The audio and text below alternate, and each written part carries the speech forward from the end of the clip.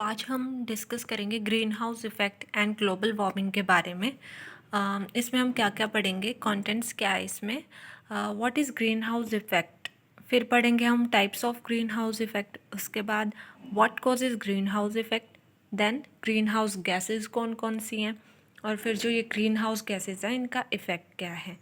ठीक है, तो चलो डिस्कस करते हैं अपने इस टॉपिक के बारे में। तो बेसिकली मैं आपको समझाऊंगी with the help of this figure.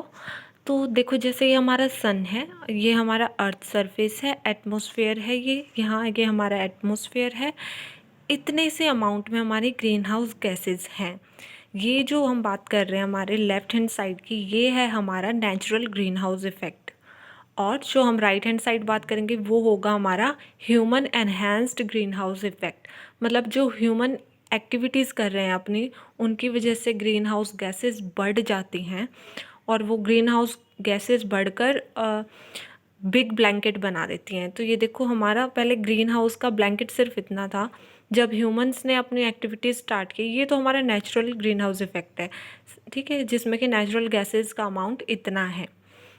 उसके बाद बात करेंगे जब ह्यूमन एक्टिविटीज़ स्टार्ट हो जाती हैं, ह्यूमंस अलग तरह तरह की एक्टिविटीज़ करते हैं जिसकी वजह से ग्रीन हाउस गैसेस का अमाउंट बढ़ जाता है, तो ग्रीन हाउस गैसेस का ब्लैंकेट भी बढ़ जाता है। तो यहाँ ये इतनी थी, जहाँ यहाँ पे ब्लैंकेट बढ़ गया और इतने ज़्यादा हो जाएंगी ये। ठीक है, अब बताती हूँ कि सन का क्या रिलेशन है इस सब में। तो जैसे ये हमारा सन है, सन ने अपने रेडिएशंस भेजी अर्थ के अंदर। ये आ रही है हमारी सोलर रेडिएशंस। अब ये सोलर रेडिएशंस को ग्रीन हाउस गैसेस ने अंदर तो आने दिया है। ये जब टकरा कर एटमॉस्फेयर से री रेडिएट हो रही है, मतलब जब वापस जा रही हैं ये टकरा कर एटमॉस्फेयर से, तो ग्रीन हाउस गैसेस एक ब्लैंकेट की तरह काम करती है, जिनकी वजह से कुछ अमाउंट एटमॉस्फेयर के अंदर ही रह जाता है, किसका, रेडिएशंस का। तो आप ऐसा एज्यूम कर लो कि मान लो कि हमारी 100% जैसे कि रेडिएशंस आ गई एटमॉस्फेयर में। 100% आने के बाद जब वो री रेडिएट हो रही हैं, तो ये जो ब्लैंकेट है इसने 20% अमाउंट अंदर ही रख लिया।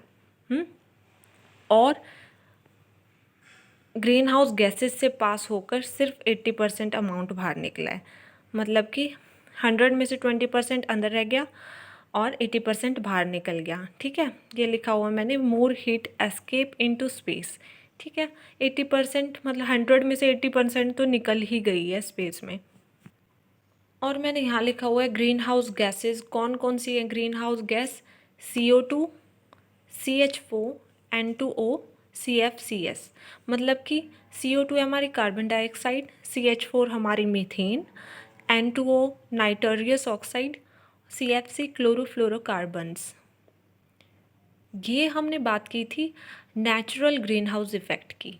ठीक है, जिसके अंदर जो हमारे ग्रीन हाउस गैसेज हैं उसका अमाउंट थोड़ा ही होता है, जिसकी वजह से जब रेडिएशंस आती हैं उसका सिर्फ 20% ही एटमॉस्फेयर में रहता है, 80% तो निकल जाता है स्पेस के अंदर।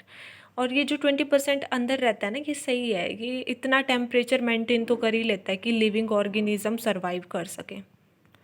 अब हम बात करेंगे human enhanced green house effect. ये जो human enhanced green house effect है, इसमें क्या होता है, ये बोलता है कि due to human activities green house gases start rising. Human जो एक्टिविटीज़ करते हैं उसकी वजह से ग्रीन हाउस गैसेज का अमाउंट बढ़ जाता है, जिसकी वजह से ग्रीन हाउस गैसेज का ब्लैंकेट है जो, वो बढ़ जाता है। तो इससे क्या होता है, जब सोलर रेडिएशंस अंदर आती हैं तो वो अंदर तो आराम से आ जाते हैं, लेकिन बाहर जाने में उनको दिक्कत होती है। क्यों? इस बिग ब्लैंकेट की वजह से। ये जो बड़ा सा ब्लैंकेट बन गया हमारा ग्रीन हाउस गैसेस का ड्यू टू ह्यूमन एक्टिविटीज़, ये इतना बड़ा जो ब्लैंकेट है ये हमारी रेडिएशंस को वापस जाने से रोकता है, और 80% अमाउंट तो एटमॉस्फेयर में ही रह जाता है रेडिएशंस का, सिर्फ 20% अमाउंट निकलता है हमारा स्पेस में। इसको थोड़ा मैं अलग तरीके से डिफाइन करूँ तो बोल सकते हैं कि when solar radiations come inside it become difficult to go to the space due to the big blanket of green house gases and only less heat is escape to space. अब ये जो इतनी ज़्यादा हमारी ग्रीन हाउस गैसेज बढ़ गई हैं, इसका इफ़ेक्ट क्या पड़ेगा? More green house gases means led to global warming. ठीक है, ज़्यादा green house gases global warming को बढ़ाती हैं। कैसे? क्योंकि ज़्यादा ग्रीन हाउस गैसेज, ज़्यादा ह्यूमन एक्टिविटीज़ होंगी, इनकी वजह से क्या होती है, ज़्यादा हीट जनरेट होती है, और ज़्यादा हीट जनरेट होगी तो हमारा टेम्परेचर भी राइज़ होगा अर्थ का। ठीक है, अर्थ का टेम्परेचर राइज़ होगा मतलब कि ग्लोबल वार्मिंग बढ़ रही है। यही जो मैंने टाइप्स लिखे हैं ग्रीन हाउस इफ़ेक्ट के, ये दो तरह के ग्रीन हाउस इफ़ेक्ट हैं हमारे। ठीक है, नेचुरल ग्रीन हाउस इफ़ेक्ट और human enhanced green house effect. Natural green house effect में मैंने एग्जांपल दिया था ना, वो 100% रेडिएशंस आ रही हैं, उसमें से 20% तो एब्जॉर्ब कर लिए हैं, लेकिन जो 80% है अब वो क्या हो गई, स्पेस में चली गई। ठीक है, ये बहुत अच्छा होता है ग्रीन हाउस इफ़ेक्ट। इसकी वजह से जो लिविंग ऑर्गेनिज्म है वो सर्वाइव भी कर लेते हैं अर्थ में।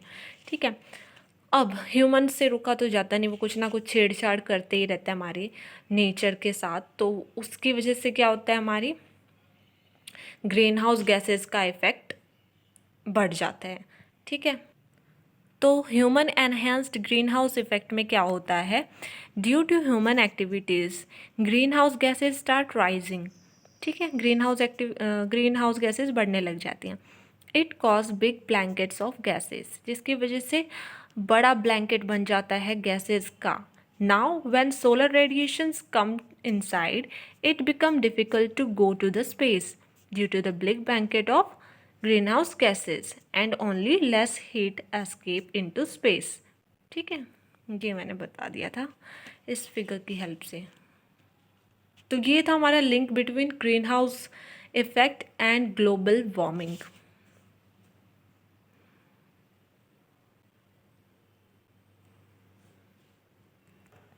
कुछ थोड़े से मैंने मेन पॉइंट्स लिखे हैं ग्रीन हाउस इफेक्ट और ग्लोबल वार्मिंग से रिलेटेड, जो कि हैं first, green house first observed by French scientist Jean Baptiste फॉरियर in 1827।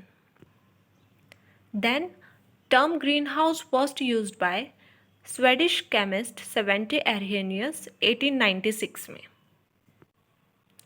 जो ग्रीन हाउस इफेक्ट है वो क्या है, एक नेचुरल फिनोमिना है। Without greenhouse effect, Earth temperature would have been much colder at -18% -18 degree Celsius. Okay, अगर हमारा ग्रीन हाउस इफेक्ट नहीं होगा तो अर्थ का टेम्परेचर कुछ ज़्यादा ही ठंडा पड़ जाएगा, -18 डिग्री तक जा सकता है वो। Green house gases act like blanket for earth. फिर है, जो ग्रीन हाउस गैस है वो फाउंड कहाँ पे मिलती है ग्रीन हाउस गैस, ट्रोपोस्फेयर में। ट्रोपोस्फेयर क्या है, एक लेयर है हमारी एटमॉस्फेयर की। तो बेसिकली हमारी 5 लेयर्स हैं एटमॉस्फेयर की, जो कि हैं ये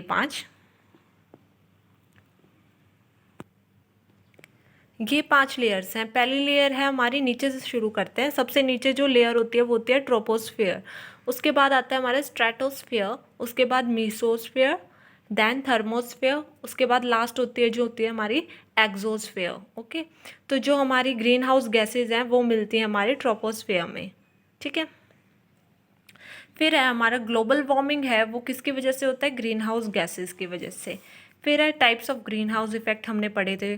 दो तरह के इफेक्ट हैं, नेचुरल ग्रीन हाउस इफेक्ट और एनहेंस्ड ग्रीन हाउस इफेक्ट। ठीक है, natural green house effect essential होता है सर्वाइवल के लिए, और इसमें क्या होता है, नेचुरल ग्रीन हाउस इफेक्ट में थोड़ा सा ही अमाउंट एटमोसफेयर में रह जाता है सोलर रेडिएशंस का, बाकी सारा स्पेस में निकल जाती है, बाकी सारी हीट। उसके बाद आता है एनहेंस्ड ग्रीन हाउस इफेक्ट। ये क्यों होता है, due to human activities green house gases start rising. It causes big blanket of gases due to which less heat escape into space. फिर 2 प्रोटोकॉल भी सेट किए गए थे ग्रीन हाउस गैसेज को रिड्यूस करने के लिए, वो थे हमारे क्योटो प्रोटोकॉल और पेरिस एग्रीमेंट। तो ये था हमारा छोटा सा टॉपिक आज का, green house effect and global warming.